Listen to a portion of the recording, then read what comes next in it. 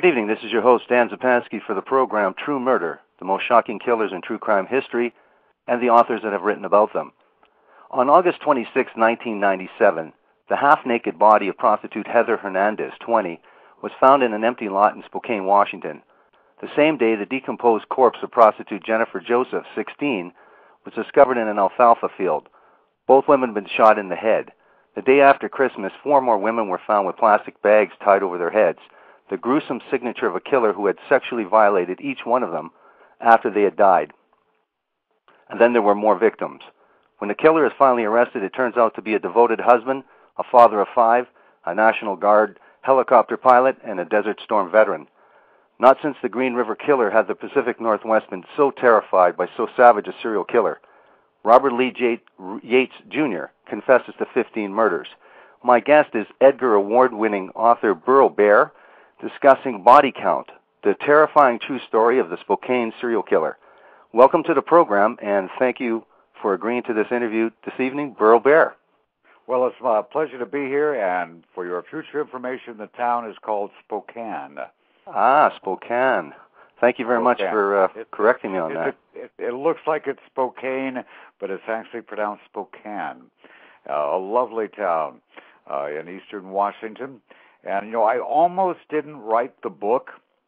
There were about 13 other authors vying to do the story of Robert Yates. And actually, there was another book called Murder in Spokane by Mark Furman, which I've never met Mr. Furman, but allow me to say the book is totally inaccurate. So yeah. I thought I'd mention that. Yeah, that was going to be my first question, because I thought it was very intriguing that normally a publisher, Pinnacle, the true crime imprint of Kensington Press, had approached you rather than you approached them. And you said it was because you were familiar with the social and cultural makeup of the locales and your personal interaction with one or more of the principal characters central to the story. And yet you were and yet you said you were hesitant to write this book. Now, why were you hesitant to write this book, and explain the social and cultural makeup of the area in which this incredible story takes place? Well, his very first victims, it turns out, were actually friends of my family. This goes back to Walla Walla, Washington, which is a sleepy town of about, officially 25,000. It's actually more than that. It's in the southeastern Washington tip. And Patrick Oliver, 21, and Susan Savage, 22, grew up together in Walla Walla, Washington. They'd been friends since childhood. They were both well-known people in the community. And the Oliver family and my family knew each other, and it's a close-knit town. And back in '75, on July 13th, they went out for picnics. Said they'd be home in time for dinner, and they didn't come back. Their bodies were found in a recreational area 10 miles east of Walla Walla, in an area called Mill Creek, near a place called the Wickersham Bridge. It was a favorite outing spot for the Olivers. They were both found murdered, their bodies under an old tire and an old sleeping bag. The murder was never found. It wasn't until years later, 25, 30 years later, when Yates confessed that murder was cleared up as well. They were friends of my family. In fact, his brother, years later, long before the Spokane serial killer became well known, was a frequent guest in my home. And so there was a connection there. And then one of the murder victims, Darla, who is mentioned, and her boyfriend Arthur. Arthur and I became friends in Seattle when he was managing an apartment building. He moved back to Spokane, and I had friends and relatives in Spokane. My family went there for Bloomsday. My son ran in the Bloomsday Marathon race. And on that day, I stopped by to visit Arthur, and his then current girlfriend, Darla, dropped by, a very attractive young lady, wearing very short cut-off jeans and obviously no underpants. And she proceeded to relate the fact that she just robbed somebody of $600. I said, Darla, what are you talking about? Turns out Darla was, almost Freudian slip there, Dollar and Darla. She was what we call in the polite vernacular a $20 whore. She worked the streets, But she happened to meet a very polite gentleman, traveling salesman, who offered her $600 to spend the weekend with him in the finest hotel in Spokane, and he would do that, I believe, twice a month, regular as clockwork. She would be safe, she'd be well-fed, she'd be with a safe person, and like many people in that lifestyle, unable to look at the big picture, she took the first $600 and ran. And I said to her, Darla, let me give you a piece of advice. This is how women in your line of work get disfigured or, at worst, killed. Because men who are doing that are very emotionally sensitive. You may never remember him, but I guarantee you, he will never forget you. And you do that to the wrong person, you're going to wind up dead. The next time I saw Darla, it was photographs of her dead, decomposed body at the dump site where she was murdered and left by Robert Lee Yates. Wow. Incredible connection. I had no idea. I knew you're from the area, but this is amazing. I lived in the same city with him in Walla Walla. My daughter went to the same school with him. I knew two of his victims I had met personally. Another one was a graduate of my same high school, although much older than I. So I was familiar with not only the cities, but the people. And Arthur, may his soul rest in peace, he died he had a stroke, a heart attack, or whatever. He helped me with actually the writing of the book, put me in touch with a lot of the people I interviewed. And he gave me an extensive interviews for the book about Darla. He actually saw Yates come and pick her up on their final date. Her body was found wearing his Mickey Mouse sweatshirt that he had lent her that day. Wow. So I knew these people. And it was because I knew the people. I had interacted, that despite there were other authors who wanted to do the book, the publisher said, "Hey, you're obviously the guy." Right. Now, what was the community like? You say it's a little sleepy little place, but what is Spokane like? Well, Spokane is a bigger city than Walla Walla. Right. He originally wasn't from Walla Walla. He was originally from, I believe, Oak Harbor, which is not too far from Mukilteo, where I was also living at the time I signed the contract to write the book. He was working in Walla Walla, Washington, ironically, as a prison guard, correctional officer. In fact, in the book, there's a photograph of Robert Lee Yates taken, his employee photo. They take the employee photo and the convict photos in the same place, just like the booking photos. Yeah. There's two photos of him in the book. One is his employee photo from the 1970s when he was there as a correctional officer, and then the photo of him as a prisoner in the 1990s after he was, found and confessed. So he wound up right back where he was before. Ironic. Let's go back. You do, early on in the book, go back to Robert Yates, his life, his early life growing up. What were his parents like? Obviously, everybody wants to know what the upbringing and the life, so they can either draw some conclusions from that or not. But tell us about his early life growing up. Okay, now he actually came from a wonderful family. He had great parents, and a lot of people see, gee, can I blame myself? Was I a bad father? One thing and another. In the hometown of Oak Harbor, Washington, they don't call him Robert Lee Yates. They call him Bobby to differentiate himself from his father. Interestingly enough, in 1945, his grandmother, wielding a double-edged axe, violently ended her husband's life. Yates' father, I have a quote here, says, "I was there, I heard the murder in the night. He found his father near death and his mother seated in a straight-back chair in another room. She had given birth to 11 children, been under the stress of having a husband working away from home, and she simply broke. She spent 7 years in a state mental hospital, according to Yates Sr. Now, according to those who knew Robert Yates Jr., the convicted Spokane serial killer, this was a kid who was never in trouble. He was always practicing his upbringing. It was a good one. His upbringing was idyllic, healthy, moral, exemplary. He was, as far as everyone knew, he was nothing but a good kid. What do you do in the Olympic Mountains by the Pacific Ocean? Backpacking, hunting, dirtback riding, fishing. Wholesome activities up there are the rule, not the exception for a life on Whidbey Island. His father was an elder in the Seventh-day Adventist Church. It was a tiny congregation, less than 100 people. This is a close-knit family, good people. Nothing at all that would give you any indication that this kid had something wrong with him. You don't get any indication until the time of his first marriage. He was married twice. Now, before that, you can talk about a little bit about his military career, because I end up talking about him being a National Guard helicopter pilot and serving in Desert Storm. When did this all occur? Did this occur after?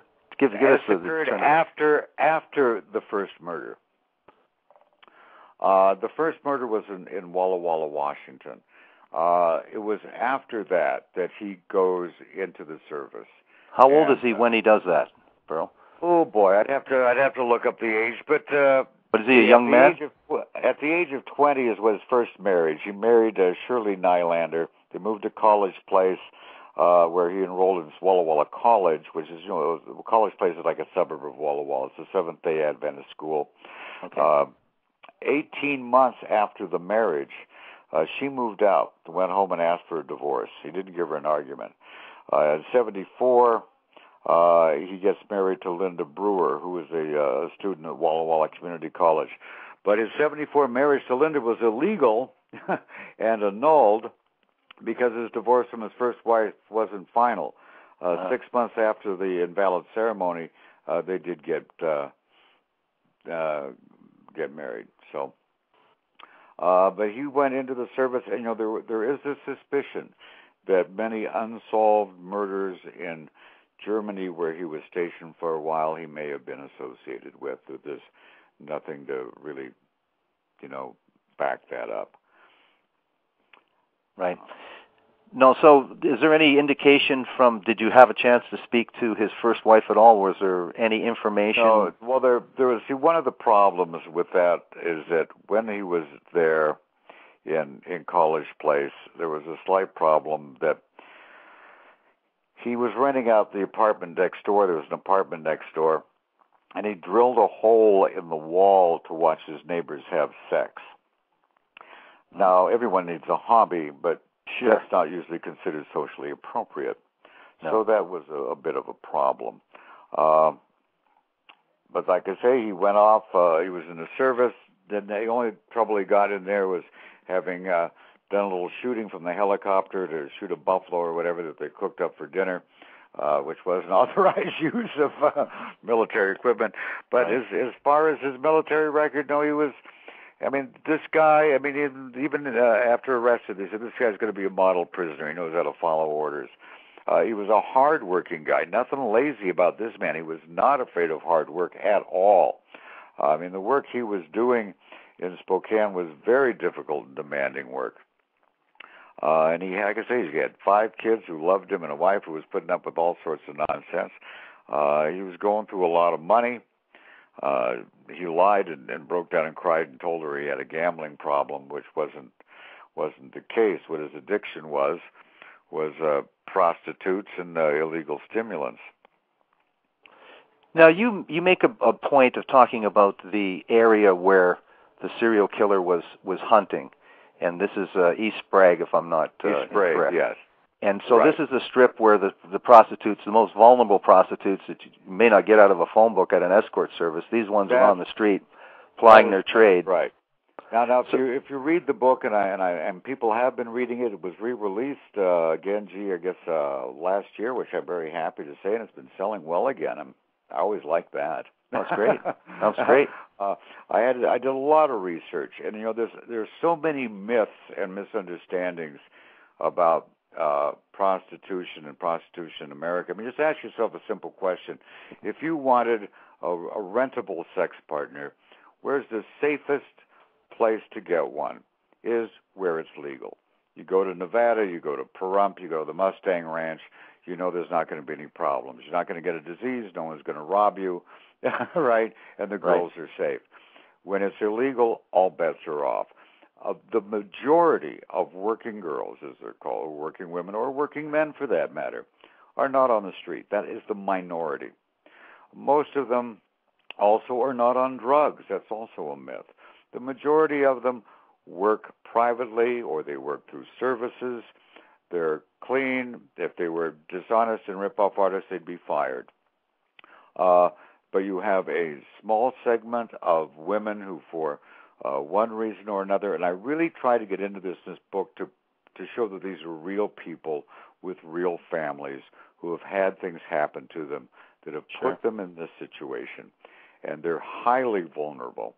And one of the real, I've got to give a lot of credit to Spokane Police Department, Spokane Homicide Department.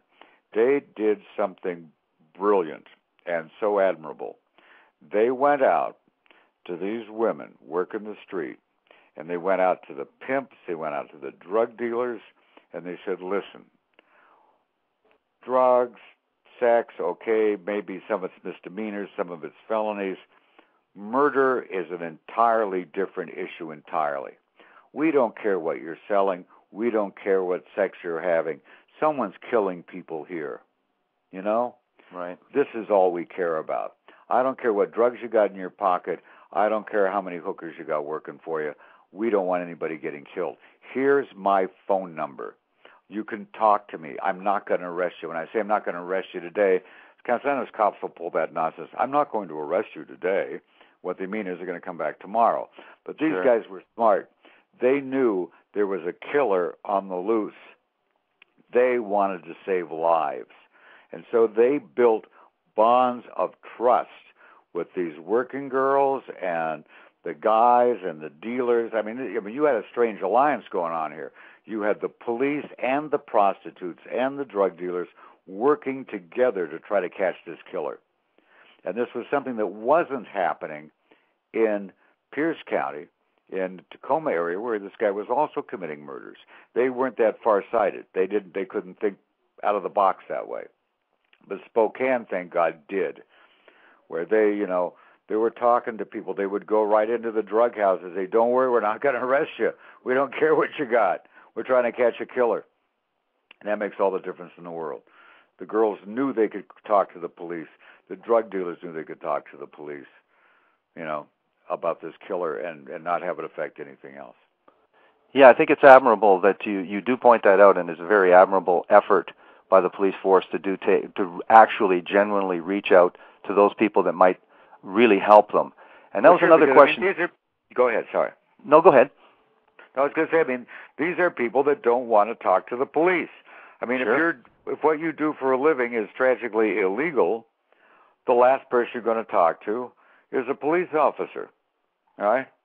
So they had to gain their trust and say, listen, I don't care. I'm a homicide detective, I'm not even taking notes on what drugs you're selling. We're trying to catch a killer here. You've got girls working the street. We want them to come back. We don't want them dead, Right. Now, getting back to this hunt for this particular person, obviously when I introduced this story that he ends up confessing to 15 murders, so we're just at a few here. You talk very much and very highly, and it looks like you obviously had good access to the task force itself or the investigation itself. Now, tell us a little bit about the contact with FBI. What, if any, help was the profiling that's normally done in a case like this? It wasn't. There wasn't. It was such a mess. I felt so sorry for these guys. You have a homicide task force in a city of Spokane. Spokane is much bigger than Walla Walla, but it's essentially a small town of limited resources. They put together a task force of the Spokane Police Department and some representatives from the Washington State Patrol. It's underfunded, right? Eventually, they did get some financial reimbursement from, I think, the federal government. But they're working on a limited budget, limited resources. They become somewhat of a political football. And also you had another gentleman, a fairly well-known personality, who had a radio show in town, who was continually talking about the case, getting the public riled up with a lot of misinformation, a lot of false leads, picking on the homicide task force, and making their life difficult. When I showed up to do the book, and I met with the homicide task force, usually when I go to meet with the homicide task force, which has successfully solved a case, they're very happy to see me, right? Right. Not in this situation. They're looking at me sideways the minute I walk in the door, because there had just been a book. The other book that was written by another author, called Murder in Spokane, was originally written as an indictment of the homicide task force for being so lousy and not having solved the case. Wow. Okay. And just before the book was about to come out, they solved the case. And the author went to them and said, please tell me how you did it. Please give me access for information. And they said, I won't give you the exact wording, but basically came down to, listen, you're a convicted felon. You've done nothing but make life difficult for us with the stuff you've said on the air, and you can go do an interesting trick that defies the laws of nature. We want nothing to do with you. Yeah, right. Then I show up, and for all they know, I'm like him. Sure. And they wanted me even to sign some sort of an agreement with them that if I did this wrong or that wrong. I mean, it was very, very... I had to prove myself to them. How'd you do that? By show them some of your books? my books, my reputation, sure. And I met with them repeatedly, and about what my attitude was. And bless their hearts, and they were still working on a deal, even though Yates had confessed. There was a plea deal made between two different prosecutors, one in Spokane and the one in Pierce County. And that was if he would plead guilty and if he would tell them where one of the missing bodies was, that they'd take the death penalty off the table. And then the Pierce County prosecutor reneged on the deal. So then there was going to be a trial in Pierce County. And so things got kind of messy then in terms of my book was actually held up for almost a year because I couldn't get the photographs. And even the photographs in the book aren't that great as far as true crime book photographs go, because they were going to be used in evidence in a trial. Right. And also, I think it was partially so that they could stay in control. I think they had been, dare I say it, in their opinion, really screwed over by this other author, and as cooperative they were. And I really must say that Cal Walker of the Spokane Homicide Task Force and the other guys were, all things considered, absolutely fantastic to me, considering what they had been through and how angry they were with this other author, that they were wonderful to me, especially Cal. Why did Pierce County renege on the plea agreement that you have Spokane? Got me on that one. I don't know. They pulled a rabbit out of a hat somewhere, and even then, I don't know if he'll ever actually be executed, because if you don't execute Gary Ridgway, the confessed Green River killer, which is a lot more bodies, sure. How do you execute this guy? You do make a point in your book, though. If the victims of any say in this, they weren't interested in the death penalty. No, they weren't really. Usually that has some bearing on the situation, doesn't it? Well, now that's a whole other issue on victim impact statements. And well, not maybe so officially, but when you do have sort of a majority of people that do not want the death penalty, I think it may be a factor, even though it's an emotional one. Yeah, it can be. In fact, and I'm glad you mentioned this, because it allows me to give a plug for my forthcoming book, which doesn't come out till January, which is called Fatal Beauty, where there's an entire section devoted to this very concept and the arguments over whether or not there even should be such a thing as victim impact statements when it comes to the outcome of something like that, which is a very highly debated issue. Interesting. But it's, to me, one of the fascinating things that the Homicide Task Force ran into on this situation was public apathy.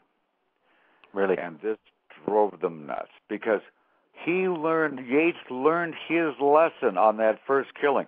The first people he killed were well-known, well-respected young people in the city of Walla Walla. And it was headline news, front news, rewards offered, etc. Well, he got the hell out of town. And he learned a few things. One is you don't shoot someone in the head with a .357 Magnum when their head's in your lap. Two, you use a low-caliber weapon. And if you're going to kill people, kill disposable people, people that other people don't care about, supposedly, meaning the hooker on Sprague, the streetwalker, like they're not real. Well, they are real people, and that's something I really wanted to get across in my book. These were women that had moms and dads, and they had children that they're supporting. Somehow people get the idea that these aren't real people. Like one of them, his name escapes me, there's so many of them, had worked for years in the local hospitals, had a reputable job. And their sister was a teacher, and they were very, very close. And she developed severe carpal tunnel syndrome and had the operation on her wrist. She couldn't work. She was on pain pills. She couldn't continue her job, winds up being addicted to the pain pills. Then she doesn't have any medical insurance coverage, no health care. And when you've got high medical expenses and a kid to take care of and you can't work and you're a woman, there's always something you can do. Well, it's another debate, but I certainly agree with you that prostitution should be legalized in order to protect people at the level that everyone else expects to be protected by the police. And it's not even a matter of legalization. If you talk to them, they don't want it legalized. They want it decriminalized. And here is the interesting reason which most people never think of. And that is, if it's illegal or legal, is no difference because it's still controlled by the politicians and the police. Certainly. Those people would still be, Those people would still be looking for a job outside of the establishment, we'll say. Yeah, but if it's decriminalized, if they're unionized, if they have the same protection. I mean, the fact that a woman can be beaten to a pulp and can't go to the police, and she says, "What were you doing?" "Well, I'm a prostitute." "Well, serves you right. What do you expect?" You wouldn't get that in any other job. "I work at the 7-Eleven. I got beat to a pulp. What do you expect working in a convenience store?" No one would dare say that to you. No, but Burl, not to argue the point, but at the same time, you've covered a lot of cases. You've written about a lot of murder trials and murder victims. There is good victims, and there are, as you say, less important victims. It seems to the public. The public seems to think that certain. That's the real key to the public. And what Cal Walker, the Homicide Task Force, said, there are people who believe as long as he's killing prostitutes, we're safe because he's not going to come kill us. That these people are our buffer. As long as he's killing these girls on the street. And here's another thing. Could these women go to shelters? Could they go anywhere to be safe? Right? No. Because up until a certain point, in order for a woman to go to a shelter, she had to be drug-free. Okay. If she wasn't drug-free, they wouldn't take her in. So what you're doing is you're just putting the most vulnerable people. I mean, the police didn't want to use the term prostitutes or drug addicts. They'd always preferred the term people of high-risk lifestyle. Sure. And is just putting him out there like bait for this guy. He knew who to get. He knew he could get away with killing easier. It's like that guy up in Canada who bumped off, 80 women or something, and the prostitutes themselves were going to the police saying, someone's killing us. So how do you know they just didn't leave town? Sure, yeah. He had 50 for sure. Yeah, and this is really, and the thing is that the women that Yates was killing, these 13, all knew each other. They all ran in the same little crew. They were all, with the exception of a couple of them, were fairly scandalous. The little Asian girl that was killed, who actually the button off of her blouse was the damning evidence found in the Corvette. She wasn't into drugs, and she became a prostitute on summer vacation because she liked the job and she liked the lifestyle. Everybody needs a hobby. She's only 16 years old too, so it's many people would think that wasn't really an adult decision. They have a little bit more sympathy for us. But it's the strangest thing is some people certainly have different mindsets. She wasn't a drug addict. She told her dad, she was very honest, she says, I like the sex, I like the travel, I like the lifestyle, and I'll be back in school in September. I mean, sure. Everybody's got their, and people thought at first, the police said, well, maybe it was her boyfriend, maybe, nope. He was as devastated as anybody, because it wasn't him. What was tragic is this guy was driving a white Corvette, and he was stopped, and purely through a legibility error, the officer wrote, instead of Corvette, wrote, I believe, Corvair. And it slipped through the cracks. It wasn't until years later. And by then, he'd sold the car. But they did find the car, and even though the car had been sold and cleaned up, underneath the seat, they found the button, the missing button, and they found the DNA of that Asian girl, Jennifer Joseph. Yeah.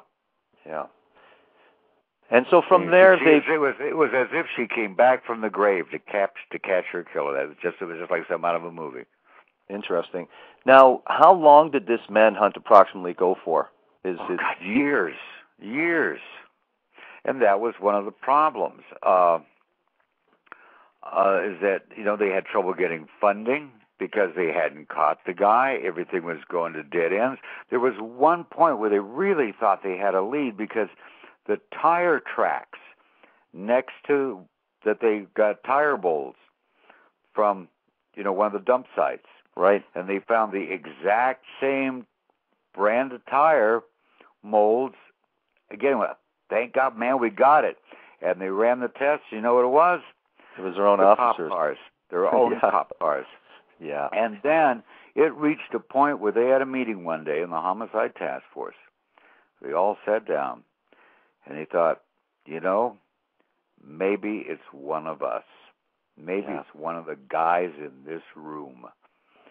And so they took DNA and everything from all the guys on the Homicide Task Force. Incredible. That wasn't them. Because it was just, these guys were on the verge of just, breakdowns over this. Because they're living it. And it's just one after another. Then there'll be periods of silence, and there'll be, 2 in 1 week.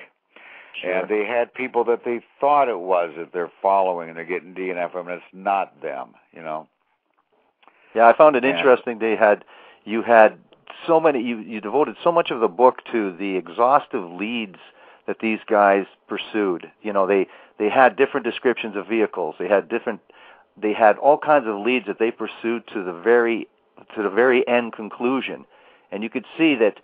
Certainly, they had a lot of pressure to solve this case, but they had to take every lead seriously and then, to its final conclusion, exhaust that lead and then eliminate that suspect. So it was an incredible story about the details of the investigation itself. And as you know, and this is something that makes me nuts watching Nancy Grace, which I do occasionally listen to the Levi Pages show, and I wrote about this on In Cold Blog, the number one crime blog site, and I had Aaron Moriarty on my show, and we talked about this. I call it water cooler crime. You know, if there's an investigation in process, right? Right. Whether it's a missing kid or a killer on the loose, to sit around and pontificate on who you think did it is such a waste of time, except for ratings.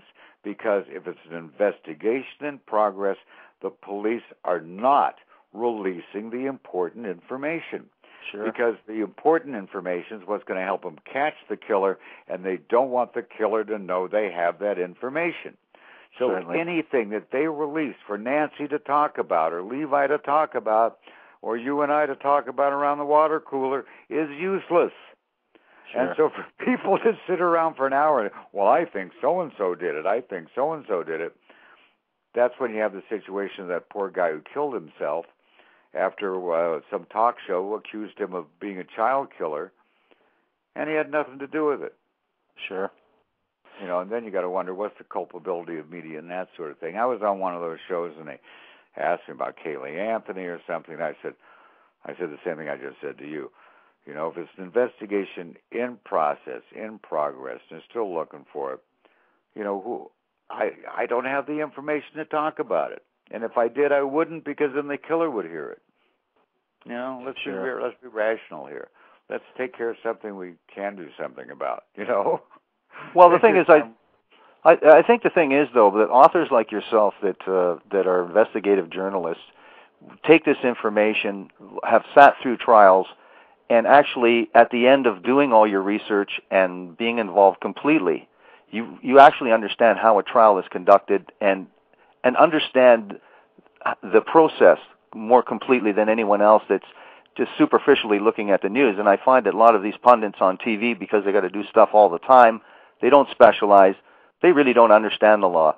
And them speculating is, you know, I don't listen to it too often because it's kind of ridiculous, because you can't really, like you say, you can't have any more information that's already been released. So to speculate who did what or how they looked on TV or... The thing that scares me, I'll tell you, and this does scare me, I'm not just saying it scares me for the sake of hyperbole, is the people who are so eager to say, the minute someone's arrested or someone's charged, they're just saying, string him up, kill him, hang him, you know, chop his testicles off, whatever.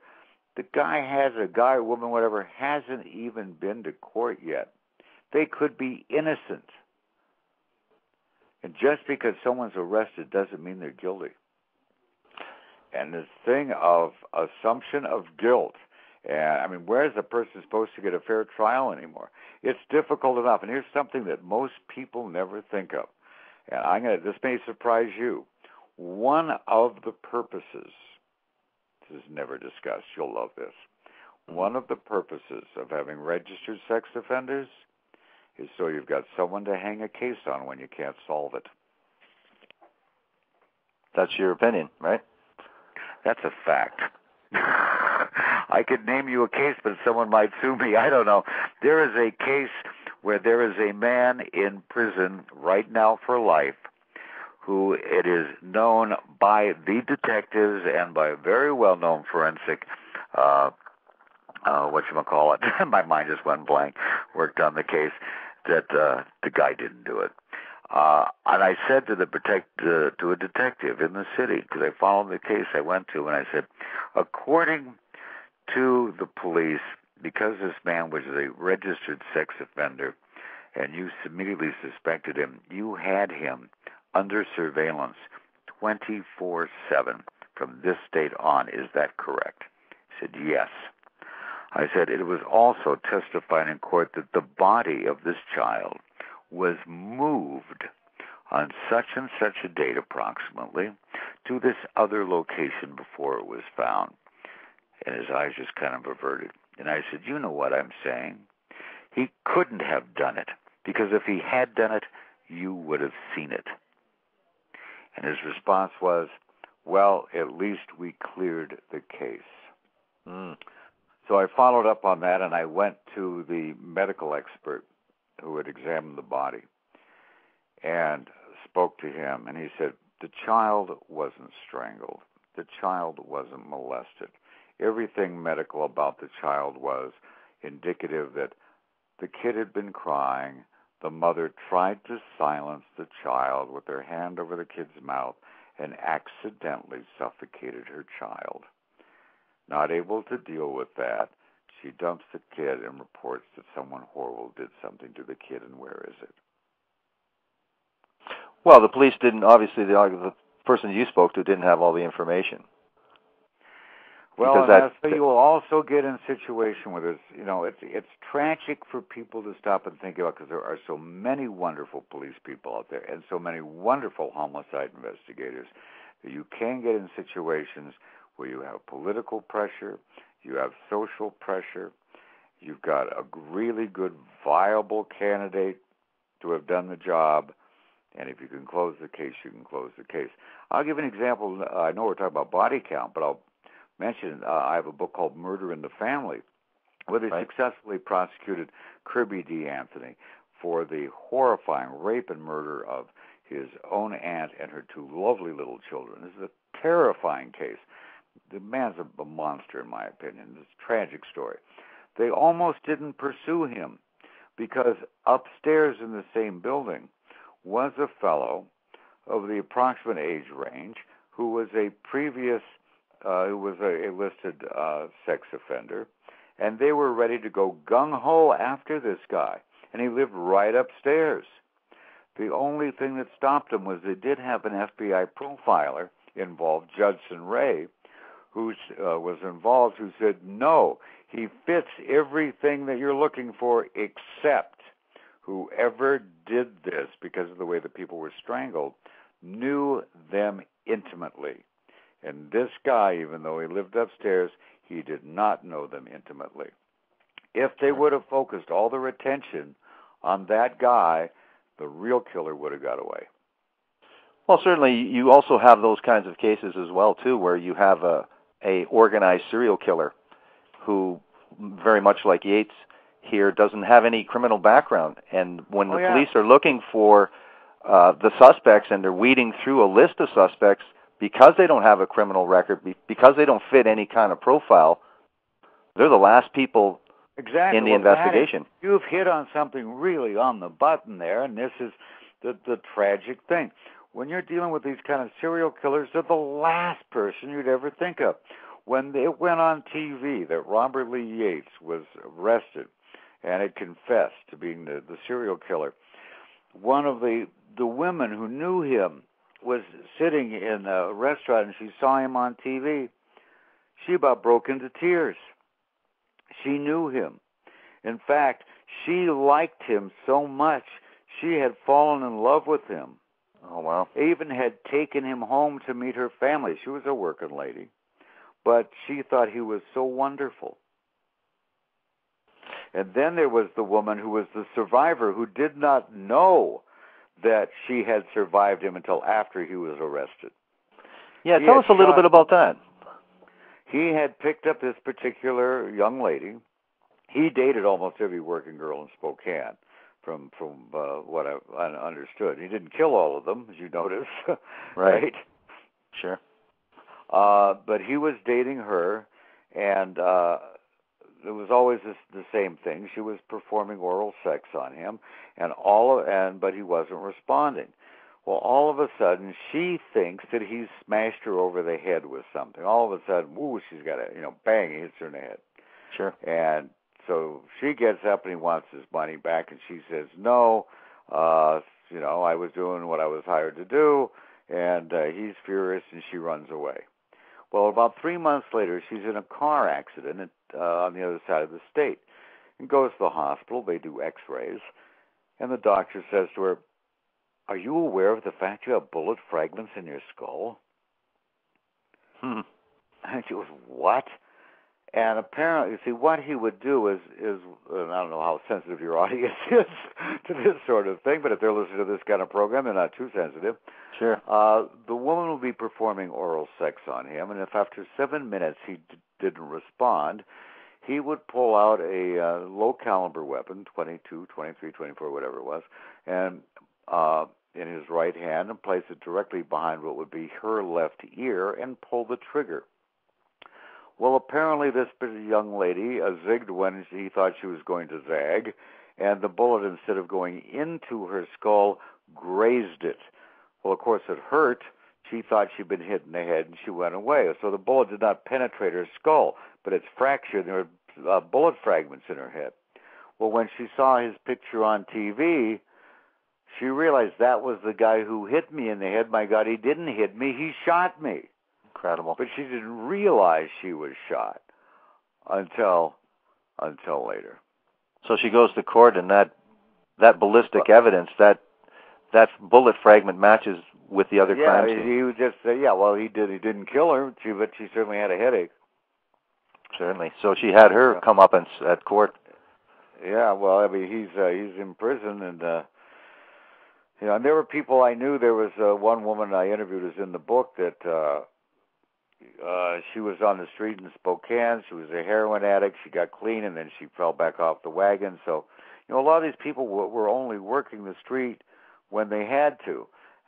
There was a subtext in my book that you'll notice there is, towards the end, there's a statement in my book that makes no sense.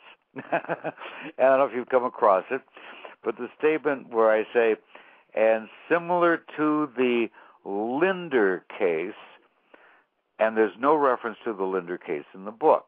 So you might, what the world is Mr. Bear talking about the Linder case? Right. That was an editing error. They took out from the book an entire subtext of my book, because I guess they took it distracted from the story. I thought it was important. Whenever the Harrison Act was passed, Harrison Act was what 1919, something like that. Harrison Act was a tax act, a $1 a year wholesale tax act on drug distributors. Okay. And people were afraid at that time that it was going to interfere with them getting their drugs. And that time there was no link between drugs and crime in America. And most of the drug addicts in America were Southern white women, actually, taking over-the-counter medications that had, addictive substances in them. Sure. And if you did have a drug addiction, you simply, much like in England, you just went to your doctor, and your doctor gave you what you needed. All the Harrison Act was a $1 a year wholesale tax to make sure that distributors, the people were actually writing prescriptions.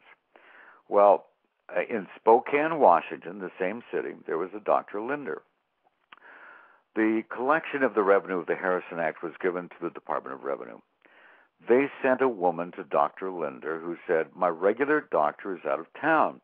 I'm going through withdrawals. I need some morphine and I need some cocaine. So he legally wrote her a prescription for 3 morphine tablets and 3 cocaine tablets, had her take one in the office, and had her space them out until her regular doctor was back in town.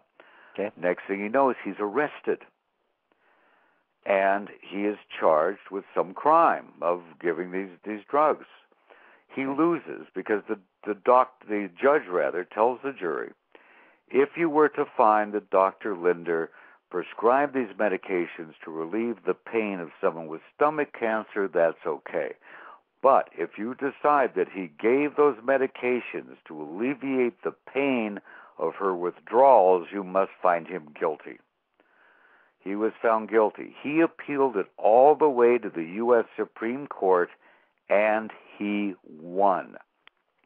The United States Supreme Court ruled that the federal government has no right to interfere in the doctor's treatment of a patient and has no right to say what a reasonable amount of addictive medication is, and that he was perfectly within his medical right to alleviate the pain and suffering of an addict by giving the addict, what they needed. The climate at that time was such that doctors were still afraid to do that. And so the doctors stopped treating their addicts when it was cheap. And so who moved in to do it for them? Organized crime. Certainly. Up until then, there had never been a link between crime and drugs in America. Well, Dr. Lindstrom was the medical examiner in Spokane at the time of this case, and he was arrested for an alleged impropriety with drug prescriptions. And so that's why I referenced the Linder case. Had it not been for the fallout of the Linder case, you would not even have the subculture of street prostitutes and illegal drugs that made his victims possible. Certainly. Yeah, I can understand that subtext, certainly, yeah. And they took all that out except the one reference to Dr. Linder, one of the most overlooked Supreme Court decisions in American history. It's a very famous case, Linder versus United States, or U.S. versus Linder. In any event, that was also in Spokane, Washington. It's very tragic. If we did not have I had on my show the guy who was head of law enforcement against Prohibition. And as he said, if you just took all Schedule I drugs in America and made them Schedule II, the problem would be solved. You write a prescription, you get it, you're done, they're cheap. Organized crime is out of it. The crime is out of it. But what you have is there's more money in corruption. If there weren't so much money in corruption, it wouldn't still be the way it is. I think the thing is that there's sometimes there's a combination of things. It's politically, it would be a huge football to try to roll back drug laws or actually scale them back. Even to talk about lifting mandatory minimums is politically suicidal sometimes. But I do agree with you. The only way to solve the problem, it might seem absurd to some people, but many people that have been involved with this, police, law enforcement people have said, you have to legalize all drugs. You have to take organized crime out of it. Because, like I say, what age do you have to be to buy alcohol where you are? 18 years of age. Jersey? How old do you have to be to buy cocaine? Sure, any age. Any age. Yeah. Who's in charge of the quality? Yeah. The mob. Who's in charge of distribution? The mob. But it's not that way in other countries, and they don't have those problems. Like I say, in America didn't have the linkage between drugs and crime until the 1920s when it became illegal. It's just like Prohibition. Prohibition didn't work with Al Capone, and it doesn't work with these guys either. It's just that the corruption is so profitable. I had Norm Stamper, former chief of police of Seattle, on, and he'll be the first to tell you. He says it's a waste of police resources. It causes nothing but corruption, and you wouldn't have these. I'm happy to say, however, when Robert Lee Yates, the Spokane Killer, was captured, prior to that, they did, thank God, establish a shelter for women where they could go, where they didn't have to be clean and sober in order to get in. Because otherwise, they were just sitting ducks for him. They were just out there, like fish in a barrel. Certainly. They didn't have anywhere to go. The minute he was captured, they wanted to close it. Fortunately, I think it was Volunteers for America came in and kept it open. Oh, that's good. That's a very good thing. Now, you talked about Yates confessing to 15 murders. What was the deal? You said the plea bargain was given up, but in the end, were 15 murders solved? Were the bodies identified? Well, the real tragedy was, and this is in the book, and poor Cal Walker of the Spokane Homicide Task Force, his stomach just sank with this. They said, well, we're looking for the one, we haven't found the body. I'm trying to remember what her name is. It's at the very, very end of the book. And he says, okay, I'll draw you a map, to where the body is. Right. And where the body was at his home, buried under the bedroom window. And they had torn that place apart. They'd had dogs. They'd had everything. He had brought her home as the ultimate trophy and buried her under his bedroom window. Incredible. And so when they started following him in the car to find out where he took that body, and Cal Walker told me, when I realized we were going back to his house, he says, I just got sick to my stomach. He says, how could we miss that? And certainly. There she was. I mean, it's just really, really distressing. One thing they never did find out, they never asked him, and they never told him. I was thinking about this just the other day, of writing him a letter and asking him. When he would shoot these women, after the first time when he made the big mistake of using a .357, right, is he'd shoot him and he'd immediately put a paper towel over the wound. Right. And then he'd put these paper bags over. They never could find where the paper towels came from. Yeah, I found that interesting that that was part of their investigation. They tried to track down the origin of those paper towels. Where's the paper towels? They figured if I buy them near the house or something, what brand of paper towel? They never could find out what the hell kind of, pardon my language, what kind of paper towel it was. And they never did bother to ask, of course, once he confessed. I was thinking about it the other day because, it's sitting there in Walla Walla, right? I'm like, what kind of paper towels were those? Incredible. And even the plastic bags, they did an exhaustive investigation on where those bags might be and did some geographical sort of profiling to say this might be where he could have operated. And they were even able to finally take prints or DNA or whatever is off the bags. That was incredible. I felt so sorry for his wife. Can you imagine how devastated that woman was? She was, having pie in a restaurant. And they came and, talked to her and says, about your husband. And they said, oh, God, if he's in trouble, I'll kill him. And when they told her, he's in trouble. Yeah, they didn't want to come and take him away, in front of the kids and everything. I know that you talk about the father supporting him despite the crimes, but basically, what was his demeanor in court? We only got about 3 minutes left, but what was Yates like in court? Yates the killer. It was like he was angry when he kept saying, he'd read the people's names. Linda Maben, I'm sorry. Darla so-and-so, I'm sorry. It's like he wasn't sorry at all. He, but of course, if the guy is a psychopath, they don't have the emotion. They're missing the emotion chip. Sure. And most of them can cry on cue, because that's the one thing they can do. But they really are incapable of feeling remorse. You can get mad at them for killing, but you can't get mad at them for not feeling remorse. They're incapable. No, I agree with you too, because they always ask, well, geez, did the guy show any remorse? Well, if he showed any remorse, it would be disingenuous anyway, or advised by his lawyer. So I don't really put too much stock in somebody showing remorse. It was the only one I know of, Caitlin Rother, who's a wonderful person, a wonderful author, wrote the book Body Parts, which came out. She's on next week. She's on next week talking about that book. Yeah, give her my best regards, and she'll tell you, here's a guy who walks into a police station and says, I'm a serial killer. There's a guy with remorse. He turns himself in. Well, I know somebody that turned himself in, but there was no remorse, so, that's not always an indication either. So. Well, at least the guy knew he was doing something wrong.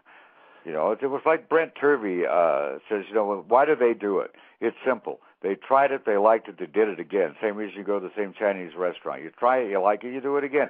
Once you cross that line between fantasy and doing it, you can't go back. You may fantasize about, doing something sick. Once you've done it, you've done it. And when it comes to murder, there's no way you can take it back. You've killed once. What difference does it make if you do it again? Sure. Well, we just got a few seconds left. We were talking about the book Body Count, the terrifying true story of the Spokane Serial Killer. Burl, tell our audience how they can contact you. You have a great radio show on your website. Tell our audience about when that is live. And real easy. If you go to Outlaw Crime, all one word, outlawcrime.com, and you'll always get the news of who my guests are. I got Amanda Lamb coming up this Saturday. I'm going to have you on in a couple weeks. That'll be fun. Yeah, we have all the best people, including you. So if you go to outlawcrime.com or Burl, Bearer, BURLBARER.net, you can always get hold of me. And great, thanks so much for having me on the show. It really went by fast. Well, thank you very much. I know our audience appreciate it, and it was a great pleasure for me to have you on the show, Burl. Thank you very much for this interview. Okay, thanks. Say hi to Caitlin for me next week. I will, and you have yourself a very good evening, Burl. Okay, you too. Bye-bye. Okay, take care. Bye. You've been listening to the program True Murder, the most shocking killers in true crime history, and the authors that have written about them, with your host, Dan Zupansky. Good night.